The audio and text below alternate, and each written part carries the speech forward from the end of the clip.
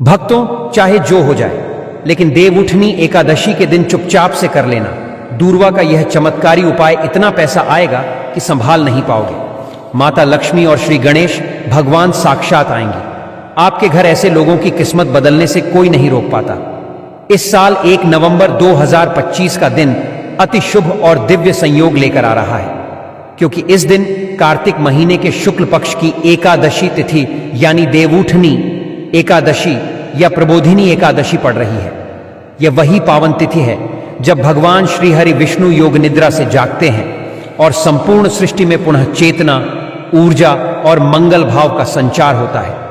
4 महीने की विश्रामावस्था के बाद जब देवता जागते हैं, तब आकाश से लेकर धरती तक एक अदृश्य शुभ तरंग प्रवाहित होती है। इस दिन के महत्व का वर्णन स्वयं शास्त्रों में मिलता है। कहा गया है कि जो व्यक्ति इस तिथि पर श्रद्धा और विश्वास से व्रत रखता है, वह अपार पुण्य का भागी बनता है और उसके जीवन के सभी कलह, कष्ट, रुकावटें समाप्त होकर सुख और समृद्धि स्थायी रूप से बस जाती है। इस बार देवउठनी एकादशी शनिवार के दिन पड़ रही है और आप सभी जानते हैं शनिवार का दिन कितना शक्तिशाली माना गया है। इस दिन किया गया कोई भी शुभ कार्य, कोई भी पूजा या उपाय साधारण दिनों की अपेक्षा 100 गुना अधिक फल देने वाला होता है। इसीलिए जब यह एकादशी शनिवार को पड़ती है तो इसका फल अनंत गुना बढ़ जाता है। इस बार के देवउठनी पर्व पर कई दुर्लभ ग्रह योग भी बन रहे हैं। साध्य योग, ब्रह्म योग और शिववश योग। यही कारण है कि यह एकादशी न केवल भगवान विष्णु की कृपा प्राप्त करने का अवसर है, बल्कि भगवान गणेश और माता लक्ष्मी की विशेष कृपा का भी समय है। शास्त्रों में लिखा गया है कि देवउठनी एकादशी के दिन भगवान लक्ष्मी नारायण के साथ साथ पितृ और गणेश महाराज की भी विशेष पूजा करनी चाहिए। ये वही शुभ दिन है जब व्रत रखकर और श्रद्धा भाव से पूजा करने वालों के जीवन के रुके हुए कार्यों में अपार उन्नति होती है। इस दिन यदि कोई भक्त दूर्वा घास के विशेष उपाय को करता है तो उसके जीवन में चल रही सभी कठिनाइयां और दरिद्रता मिट जाती हैं। वह व्यक्ति धन, वैभव और सुख से भर जाता है। भगवान नारायण और माता लक्ष्मी जी की कृपा से घर में अपार संपन्नता आती है। भक्तों, दूर्वा घास का नाम आते ही भगवान गणेश जी का स्मरण अपने आप हो जाता है। यह घास जितनी साधारण दिखती है, उतनी ही महान शक्तियों से संपन्न है। भक्तों, आगे बढ़ने से पहले अगर आप भी चाहते हैं कि लक्ष्मी माता का आशीर्वाद आप पर बना रहे, तो इस वीडियो को एक लाइक करें और आपके अपने चैनल को सब्सक्राइब कर लें और कमेंट बॉक्स में जय लक्ष्मी माता जरूर लिखें। और साथ ही आप अपनी राशि को कमेंट बॉक्स में जरूर लिख दें, क्योंकि हम राशि से जुड़ा भाग्य भी बताते हैं और भाग में चल रही परेशानियों को तत्काल दूर करने के लिए आसान से आसान उपाय भी बताते हैं। इसलिए आप अपनी राशि कमेंट बॉक्स में जरूर लिख दें। हमारे शास्त्रों में कहा गया है कि भारतीय संस्कृति की हर वनस्पति में कोई न कोई दिव्य गुण छिपा होता है और दूर्वा भी उन्हीं में से एक है। यह भगवान गणेश जी की पूजा का अत्यंत महत्वपूर्ण अंग है। गणेश जी के मस्तक पर भी दूर्वा का स्थान है। पौराणिक कथा के अनुसार समुद्र मंथन के समय दूर्वा घास भगवान गणेश के रोम से उत्पन्न हुई थी।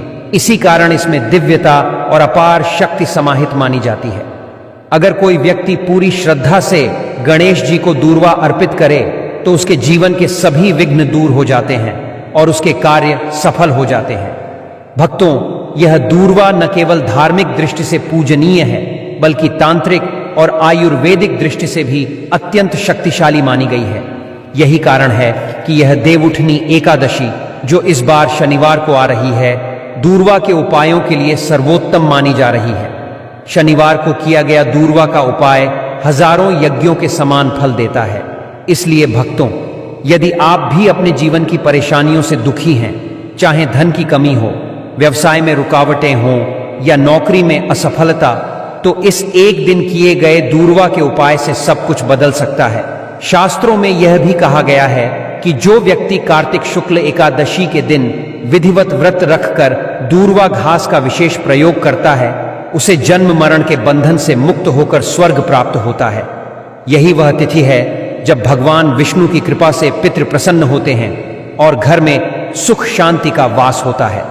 तो आइए भक्तों, आज हम इस पवित्र एकादशी की कथा, इसके महत्व और दूर्वा से जुड़े उन सभी दिव्य उपायों को जानें जो जीवन में सुख, शांति, समृद्धि और धन वैभव को आकर्षित करते हैं। भक्तों, सबसे पहले बात करें इस देवउठनी एकादशी की तिथि की। इस वर्ष यह एकादशी 1 नवंबर की भोर में 3:33 पर प्रारंभ होगी और अगले दिन प्रातः 4:21 पर समाप्त होगी। इस कारण व्रत 1 नवंबर को रखा जाएगा और पारण अगले दिन किया जाएगा। यह दिन केवल व्रत का नहीं बल्कि एक पूरे उत्सव का दिन है, क्योंकि इस दिन भगवान श्री हरि विष्णु अपनी योग निद्रा से जागते हैं और 4 महीने की विश्रामावस्था के बाद पुनः सृष्टि की गतिविधियां प्रारंभ होती हैं। यही कारण है कि इसे देवउठनी कहा गया है। पुराणों में वर्णन आता है कि भगवान विष्णु आषाढ़ शुक्ल एकादशी के दिन क्षीर सागर में शेषनाग की शैया पर शयन करते हैं और 4 महीने तक विश्राम करते हैं। इस काल को चातुर्मास कहा जाता है। इस अवधि में विवाह, गृह प्रवेश, यज्ञ या बड़े संस्कार नहीं किए जाते, क्योंकि देवता स्वयं योग निद्रा में रहते हैं। लेकिन जब कार्तिक शुक्ल एकादशी आती है तब भगवान विष्णु जागते हैं, जिससे सृष्टि में पुनः स्फूर्ति आती है। यह दिन आलस्य, मोह और अज्ञान से जागने का प्रतीक दिन होता है। जब भगवान विष्णु जागते हैं तो माता लक्ष्मी के साथ समस्त देवता प्रसन्न हो उठते हैं। पद्म पुराण और भविष्य पुराण में बताया गया है कि जो भी मनुष्य इस तिथि पर व्रत रखकर भगवान श्री हरि की पूजा करता है वह असंख्य जन्मों के पापों से मुक्त होकर परम लोक को प्राप्त करता है। इसलिए इस एकादशी का व्रत अत्यंत शुभ और कल्याणकारी माना गया है। भक्तों, परंतु इस बार का देवउठनी पर्व और भी विशेष हो गया है, क्योंकि यह शनिवार को है। शनिदेव की कृपा और भगवान गणेश की दूर्वा एक साथ आ रही है। शनिवार का दिन दूर्वा के प्रभाव को कई गुना बढ़ा देता है। जब शनिवार के दिन दूर्वा की पूजा की जाती है तो इसका फल 1000 यज्ञ करने के समान बताया गया है। अब जानते हैं दूर्वा के अद्भुत उपाय। अगर किसी के घर में धन की तंगी चल रही हो, जितनी कमाई होती है उससे अधिक खर्च निकल जाता है, तो भक्तों यह उपाय उनके लिए वरदान बन सकता है। सबसे पहले 11 दूर्वा की पत्तियां लें। ध्यान रहे, इन्हें स्वच्छ स्थान से तोड़ें, किसी गंदी जगह या नाले के पास से नहीं। फिर इन्हें गंगा जल या शुद्ध जल से अच्छे से धो लें। उसके बाद सुबह भगवान श्री गणेश जी के सामने बैठकर ओम गण गणपतये नमः मंत्र का जाप करें और उन दूर्वाओं को समर्पित करें। भगवान को प्रणाम करें और अपने परिवार की सुख समृद्धि की मंगल कामना करें। फिर उन 11 दूर्वा की एक गांठ बनाकर अगले दिन अपनी तिजोरी या अलमारी में रख दें, जहां धन रखते हैं। इससे घर में धनागमन के नए रास्ते खुलते हैं और दरिद्रता समाप्त होती है। भक्तों, यह कोई साधारण उपाय नहीं है। इसे करने से पहले मन में विश्वास और श्रद्धा रखना अत्यंत आवश्यक है। जब श्रद्धा सच्ची होती है तभी यह उपाय प्रभाव देता है, क्योंकि दूर्वा में गणेश तत्व विद्यमान है। पूज्य गुरुदेवों ने कहा है कि जब यह उपाय देवउठनी एकादशी के दिन किया जाता है, विशेषकर शनिवार के दिन, तो इसका फल 100 गुना अधिक होता है। इसलिए इस दिवस को किसी भी हाल में न चूकें। देवउठनी का यह पर्व केवल धन प्राप्ति का माध्यम नहीं, बल्कि यह वह अवसर है जब व्यक्ति अपने भाग्य को बदल सकता है।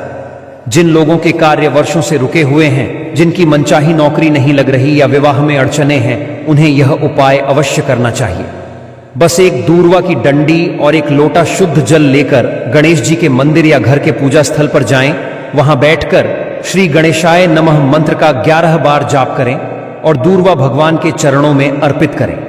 इसके बाद वही जल धीरे धीरे गणेश जी पर चढ़ा दें और मन में अपनी मनोकामना व्यक्त करें।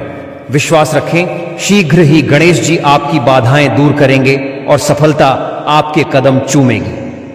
भक्तों, कथा के अनुसार जब राक्षस अलनासुर के शरीर से रक्त की बूंदें गिरकर नई असुर जातियां उत्पन्न होने लगीं, तब भगवान गणेश ने दूर्वा से उन्हें शांत किया।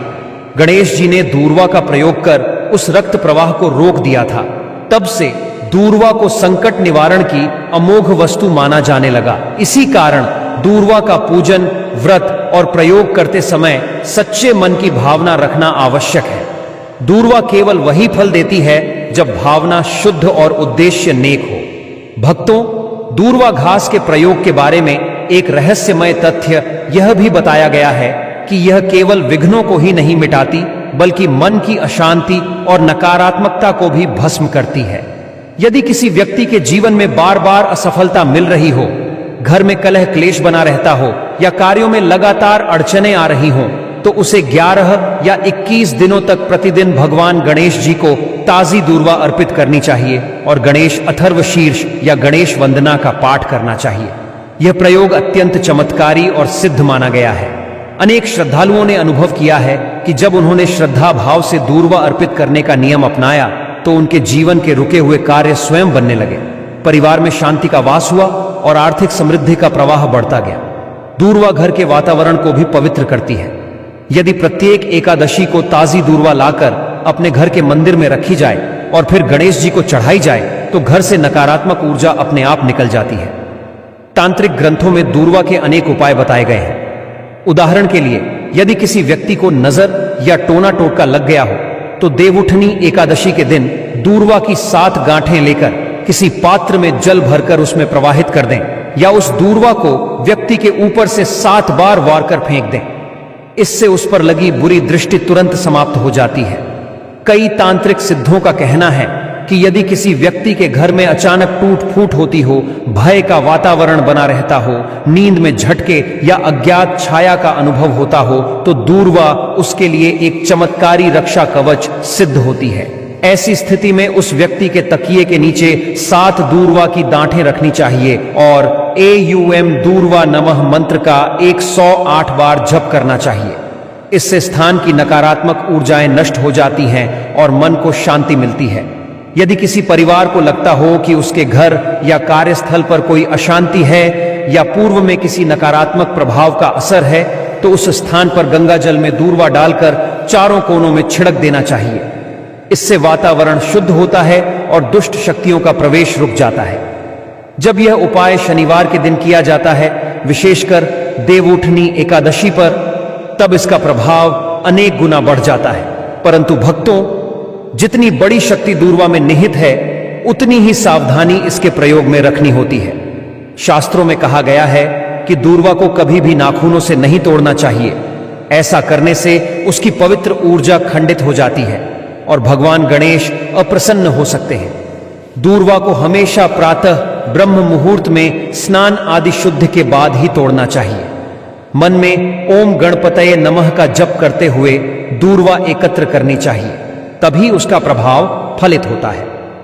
दूर्वा हमेशा विषम संख्या में अर्पित की जाती है, जैसे 7, 11 या 21 गांठें। जो दूर्वा मुरझाई हो, टूटी हो या जिसकी जड़ निकली हो, उसे पूजन में कभी नहीं लेना चाहिए। दूर्वा के प्रयोग के दौरान मन में शुद्धता कायम रखनी अत्यंत आवश्यक है।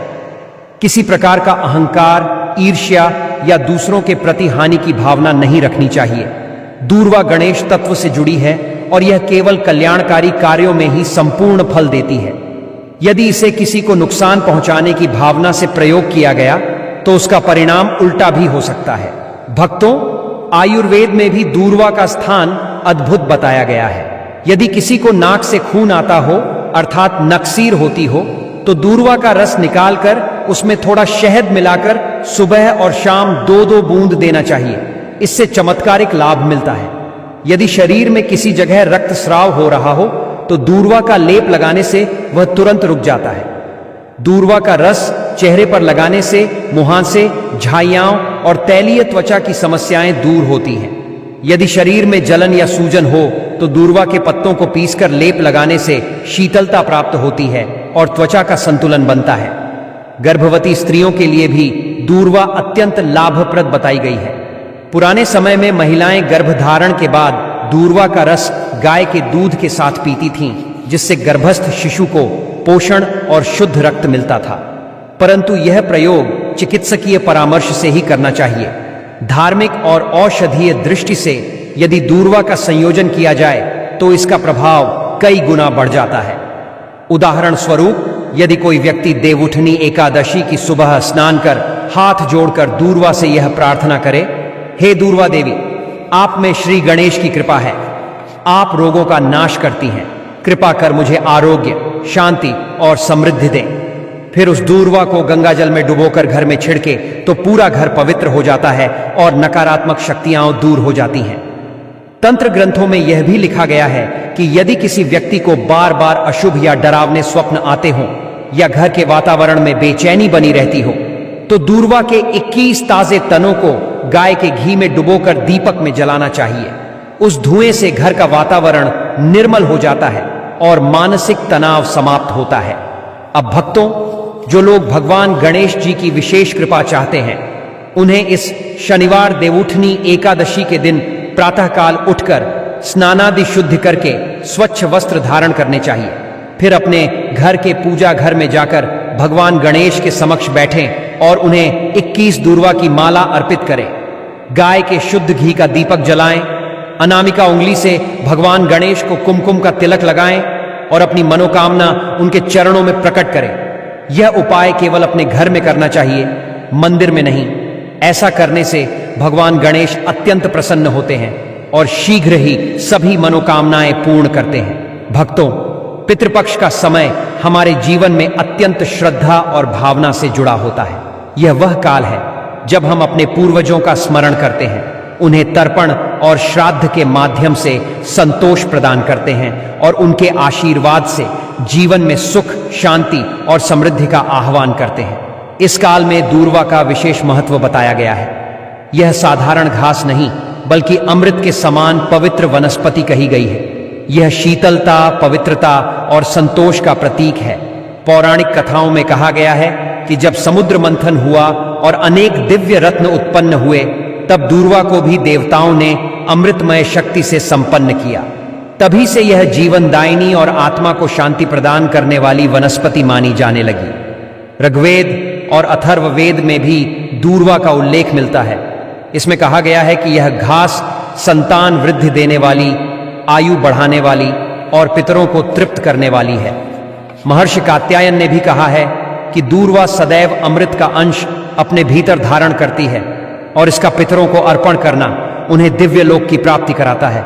श्राद्ध और तर्पण के समय दूर्वा का प्रयोग अत्यंत आवश्यक माना गया है।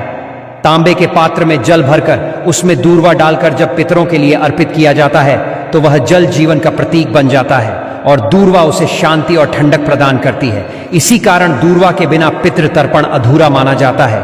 पिंडदान के समय भी चावल, तिल और कुश के साथ दूर्वा रखी जाती है। यह पिंड पितरों के लिए आहार स्वरूप है और दूर्वा उसमें शांति व संतोष का संचार करती है। माना जाता है कि यदि पिंड में दूर्वा रखी जाए तो पितर प्रसन्न होकर अपने वंशजों को आरोग्य, आयु और संतान सुख का आशीर्वाद देते हैं।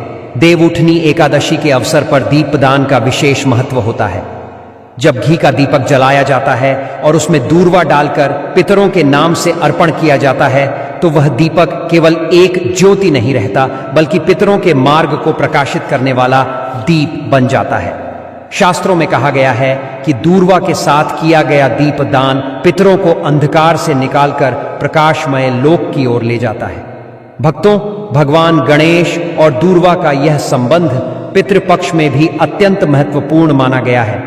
जब कोई श्रद्धालु पितरों के लिए तर्पण करता है और पहले भगवान गणेश की पूजा करके दूर्वा अर्पित करता है, फिर उसी दूर्वा को पितृजल में प्रवाहित करता है, तब यह दोहरा फल देने वाला उपाय बन जाता है। गणेश जी की कृपा से पितृदोष शांत होता है, कुल के क्लेश समाप्त होते हैं और पितरों की आत्माएं तृप्त होकर आशीर्वाद देती हैं। पितृपक्ष में सुबह के समय सूर्य देव को अर्घ्य देना भी अत्यंत आवश्यक माना गया है। यदि सूर्य को जल अर्पित करते समय उस जल में दूर्वा डाल दी जाए तो वह और भी प्रभावकारी हो जाता है। यह सूर्य पूजन और पितृतर्पण दोनों का संगम बन जाता है। सूर्य देव उस दूर्वा युक्त जल को पितरों तक पहुंचाकर उनकी आत्मा को दिव्य ऊर्जा प्रदान करते हैं। एक प्राचीन संस्कृत श्लोक में भी दूर्वा का यह महत्व गाया गया है। दूर्वाया शीतला छाया, दूर्वाया पुण्यवर्धनम, दूर्वाया संप्रदानेन पितृप्रीतिमायु। अर्थात दूर्वा शीतलता देने वाली है, पुण्य को बढ़ाने वाली है और इसके अर्पण से पितर अत्यंत प्रसन्न होकर दीर्घायु का आशीर्वाद देते हैं।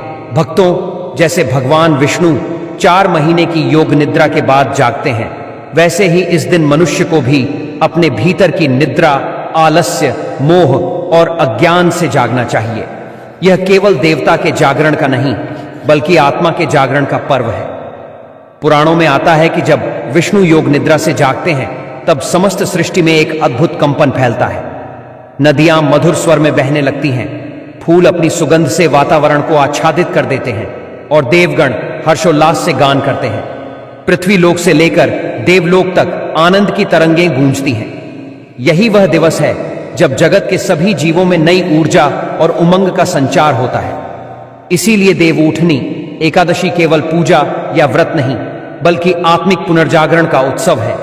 पद्म पुराण में इसका उल्लेख मिलता है, देवोत्थाने विशेषेण विष्णु प्रीत्याय प्रजायते, अर्थात देवउठनी के दिन भगवान विष्णु की विशेष कृपा प्राप्त होती है। इस दिन किया गया उपवास, दीपदान या पूजन अनंत यज्ञों के समान फल देने वाला होता है। जब भगवान श्रीहरि जागते हैं तब उनके साथ माता लक्ष्मी भी जागती हैं। अतः यह दिन लक्ष्मी कृपा का दिन बन जाता है। घरों में दीप जलाकर भगवान लक्ष्मी नारायण की आराधना करने से न केवल धन समृद्धि बढ़ती है, बल्कि जीवन में स्थिरता और सौभाग्य भी प्राप्त होता है। देवउठनी एकादशी का एक और विशेष पर्व है तुलसी विवाह। यह एकादशी के अगले दिन मनाया जाता है। तुलसी विवाह भगवान श्री हरि विष्णु और माता लक्ष्मी के दिव्य मिलन का प्रतीक है। कथा के अनुसार माता तुलसी पहले वृंदा नाम की भक्त थीं।